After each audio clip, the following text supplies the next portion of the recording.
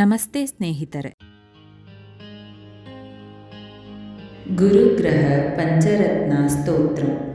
ದೇವಾನಾಂಚ ಋಷೀನಾಂಚ ಗುರು ಕಾಂಚನ ಸನ್ನಿಭಂ ಬುದ್ಧಿಮಂತಂ ತ್ರಿಲೋಕೇಶಂ ತಂ ನಮಾಮಿ ಬೃಹಸ್ಪತಿಂ ವರಾಕ್ಷಮಾಲಾಂ ದಂಡಂ ಚ ಕಮಂಡಲಧರಂ ವಿಭುಂ पुष्यरागाङ्कितं पीतं वरदां भावयेद्गुरुम् अभीष्टवरदां देवं सर्वज्ञं सुरपूजितं सर्वकार्यार्थसिद्ध्यर्थं प्रणमामि बृहस्पतिं सदा।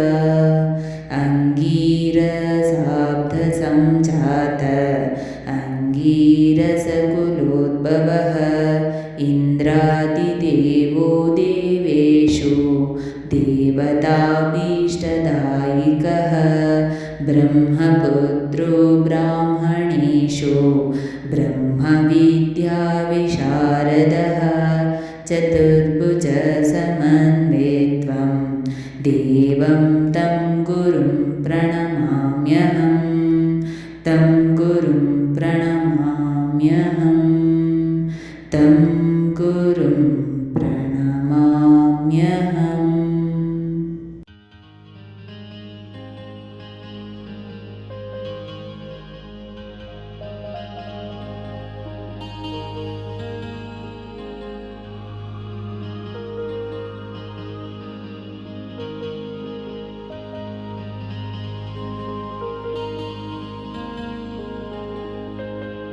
ಸ್ನೇಹಿತರೆ, ಈ ವಿಡಿಯೋ ಇಷ್ಟವಾದಲ್ಲಿ ಲೈಕ್, ಶೇರ್ ಆ್ಯಂಡ್ ಕಾಮೆಂಟ್ ಮಾಡಿ. ಮುಂದಿನ ವಿಡಿಯೋಸ್ಗಳಿಗಾಗಿ ಚಾನಲ್ ಅನ್ನು ಸಬ್ಸ್ಕ್ರೈಬ್ ಮಾಡಿ. ಧನ್ಯವಾದಗಳು.